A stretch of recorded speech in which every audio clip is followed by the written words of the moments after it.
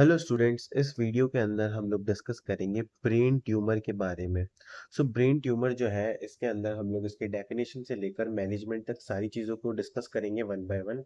अगर हम लोग बात करें इसके इंट्रोडक्शन के बारे में कि जो ब्रेन ट्यूमर है वो एक्चुअल में होता क्या है। A brain tumour is an abnormal growth of sales.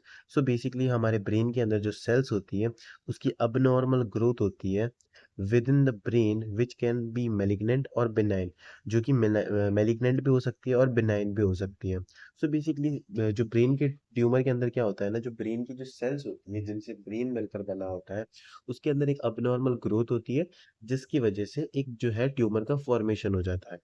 The brain tumour is defined as any intracranial tumour created by abnormal and uncontrolled cell division। Basically abnormal uncontrolled cell division की वजह से होता है, normally either in brain itself, lymphatic tissue. और ये जो है brain के अंदर भी हो सकता है, लिम्फेटिक टिश्यू के अंदर भी हो सकता है ट्यूमर, ब्लड वेसल्स के अंदर, नर्व्स के अंदर और मेनिंजेस, इन सभी के अंदर जो है ये अबनॉर्मली फॉर्म ट्यूमर जो है प्रेजेंट हो सकता है। यही था ब्रेन ट्यूमर। अब हम लोग बात करते हैं कि इसके अंदर क्या क्या कॉजेज हो सकते हैं, ठीक है। कौन से ऐसे रीजंस होते हैं जिनकी वजह से जो है ब्रेन ट्यूमर होता है। सबसे पहले है फैमिली हिस्ट्री। फैमिली की जो हिस्ट्री होती है वो यहाँ पर रेस्पॉन्सिबल होती है। साथ ही साथ जेनेटिक फैक्टर्स यहाँ पर रेस्पॉन्सिबल होते हैं। अगर किसी भी पर्सन की एज 70 अबव है तो उसके अंदर ब्रेन ट्यूमर होने के जो चांसेस है वो हाई होते हैं। साथ ही साथ रेडिएशन, कोई भी रेडिएशन सर्जरी है तो उसकी वजह से भी हो सकता है। Occupational exposure to toxic chemicals, ऐसा ऑक्यूपेशनल एक्सपोजर जहाँ पर किसी भी पर्सन का जो एक्सपोजर हुआ है किसी भी टॉक्सिक केमिकल्स की वजह से जो उसकी बॉडी में गए हैं तो वो भी ब्रेन ट्यूमर कॉज करवा सकते हैं। साथ ही साथ स्मोकिंग भी इसका एक रिस्क फैक्टर है, ठीक है। ये थे हमारे पास कुछ कॉजेज। नेक्स्ट हम लोग डिस्कस करते हैं क्लिनिकल मैनिफेस्टेशंस के बारे में। क्लिनिकल मैनिफेस्टेशंस कह लो या फिर आप इसको ऐसे भी कह सकते हो कि साइन एंड सिम्टम्स, कि जो ब्रेन ट्यूमर है इस कंडीशन के अंदर क्या क्या साइन एंड सिम्टम्स देखने को मिलेंगे। जैसे कि headache, vomiting, decrease level of consciousness, यानी कि पर्सन का जो कॉन्शियसनेस लेवल है वो यहाँ पर डिक्रीज हो जाएगा। कोमा और ब्लड विजन, भी आपको देखने को मिलेगा। एडिमा देखने को मिल सकता है, ब्रेन के अंदर फ्लूइड का एक्यूमुलेशन जिसकी वजह से होगा। इनएबिलिटी टू रिकॉग्नाइज, यानी कि पर्सन जो है यहाँ पर चीज़ों को याद नहीं रख पाएगा। कंफ्यूजन पेशेंट को देखने को मिलेगा। Personality disturbance, behaviour and emotional changes देखने को मिलेंगे। पर्सनालिटी के अंदर डिस्टर्बेंस आपको देखने को मिलेगा। साथ ही साथ यहाँ पर मेमोरी लॉस आपको देखने को मिलेगा। मेंटल एबिलिटी रिड्यूस हो जाएगी पर्सन की। पर्सन को हेल्यूसिनेशंस होंगे, यानी कि जो चीज़ें प्रेजेंट नहीं है, जो चीज़ें इन्वायरमेंट में स्टिमुलाई प्रेजेंट नहीं है वो चीज़ें भी पेशेंट को दिखाई देने लगेगी, फील होने लगेगी। साथ ही साथ यहाँ पर सीजर्स के एपिसोड जो है वो भी पेशेंट के अंदर देखने को मिल सकते हैं अगर पेशेंट जो है ब्रेन ट्यूमर की कंडीशन से सफ़र कर रहा है।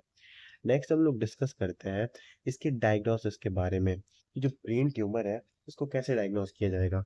यहाँ पर history collection, physical examination, neurological exam, skull X-ray, MRI, CT scan, ये सारी जो चीज़ें होती है जो कि इस कंडीशन को डायग्नोस करने में हेल्प करती है। नेक्स्ट हम लोग डिस्कस करते हैं इसके मैनेजमेंट के बारे में। देखो, सबसे पहले डिस्कस करेंगे सर्जरी के बारे में। The main aim of surgery is to remove tumour as possible without damaging nearby normal tissues. बिना नॉर्मल टिश्यूज को डैमेज करे जो ट्यूमर है उसको बेसिकली यहाँ पर क्या करना है, रिमूव करना, ठीक है। वो जो है सर्जरी के अंदर हमारा काम होता है। सबसे पहले हमारे पास है क्रीनियोटॉमी। क्रीनियोटॉमी क्या है? The procedure is performed under general anaesthesia. ये जो प्रोसीजर है हमारे पास क्रेनियोटॉमी का, ये बेसिकली जनरल एनेस्थीसिया के अंडर में परफॉर्म किया जाता है and involves opening of the skull cranium. और यहाँ पर जो है स्कल के क्रेनियम की ओपनिंग होती है। इसमें क्या होता है ना, the surgeon makes an incision into the scalp. एक इंसिजन जो है सर्जन जो है वो क्रिएट करता है हमारे स्कल्प के अंदर, and after the tumour has been partially और कंप्लीटली रिमूव्ड। और उसके बाद में क्या होता है, जो ट्यूमर होता है ना ब्रेन के अंदर, उसको या तो पार्शियली या कंप्लीटली जो है रिमूव कर लिया जाता है क्रीनियोटॉमी के प्रोसीजर के अंदर। इसी के अलावा यहाँ पर डीबल्किंग सर्जरी भी करवाई जाती है। डीबल्किंग सर्जरी क्या है? Removal of tumour as much as possible to improve quality of life by receiving symptoms by reducing symptoms है, ठीक है, ये रिड्यूसिंग है, इसको आप लोग करेक्ट कर लेना। And also improve the effectiveness of the radiation and chemotherapy. So देखो, डी बल्किंग का मतलब होता है बल्क को कम कर देना। तो ट्यूमर का जितना पॉसिबल है उतने पार्ट को अगर हम लोग रिमूव कर देंगे तो इससे क्या होगा, सिम्टम्स रिड्यूस होंगे, और साथ ही साथ हमारे जो रेडिएशन या कीमोथेरापी का जो ट्रीटमेंट है ना, उसकी इफेक्टिवनेस इंक्रीज हो जाएगी, ठीक है, इसीलिए जो है डी बल्किंग सर्जरी करी जाती है। नेक्स्ट डिस्कस कर लेते हैं कि भाई कीमोथेरापी क्या होता है। सो देखो, अगर मैं आपको सिंपल वर्ड्स में यहाँ पर समझाऊं तो कीमोथेरापी और कुछ नहीं है, एंटी कैंसर ड्रग्स का जो क्लासिफिकेशन हमने फार्माकोलॉजी के अंदर डिस्कस किया था, उन्हीं ड्रग्स का इस्तेमाल करके जब हम कैंसर को ट्रीट करते हैं या फिर उसको फैलने से रोकते हैं, तो उस कंडीशन को, उस ट्रीटमेंट को क्या बोलते हैं, कीमोथेरापी। यहाँ पर जो वर्ड है कीमो, कीमो का मतलब होता है कैंसर, और जो वर्ड है थेरापी, थेरापी का मतलब होता है ट्रीटमेंट। सो कैंसर का ट्रीटमेंट करना एंटी कैंसर ड्रग्स का इस्तेमाल करके क्या कहलाता है, chemotherapy. Chemotherapy sometimes referred to as treatment of cancer with anti cancer drugs, ठीक है। नेक्स्ट हमारे पास है the main purpose of chemotherapy is to kill cancer cells.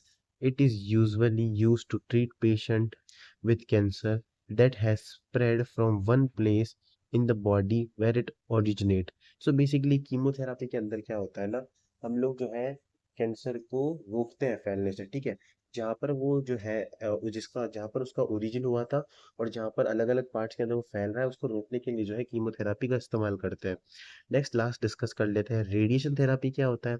So radiation therapy, also known as radiotherapy, is use of a certain type of energy to kill cancer cells और shrink the tumor. So basically यहाँ पर जो है shrink करते हैं tumour को, ठीक है, यानी कि उसके साइज को रिड्यूस कर देते हैं, ट्यूमर को छोटा कर देते हैं। तो radiation therapy damaging genetic material of cancer cells which makes them impossible to continue grow and multiplying. So basically यहाँ पर क्या होता है ना कि रेडिएशन थेरापी के अंदर जो कैंसर सेल्स है उसके डीएनए को डैमेज कर देते हैं, ताकि जो कैंसर सेल्स है वो ग्रो ना कर पाए, मल्टीप्लाई ना कर पाए, और ज़्यादा कैंसर को स्प्रेड ना कर पाए। सो आई होप आपको सारी चीज़ें यहाँ पर समझ में आई होगी। अगर आप चाहो तो इस पीडीएफ को भी डाउनलोड कर सकते हो हमारे टेलीग्राम चैनल NSG लाइब्रेरी को जाकर डाउनलोड करके।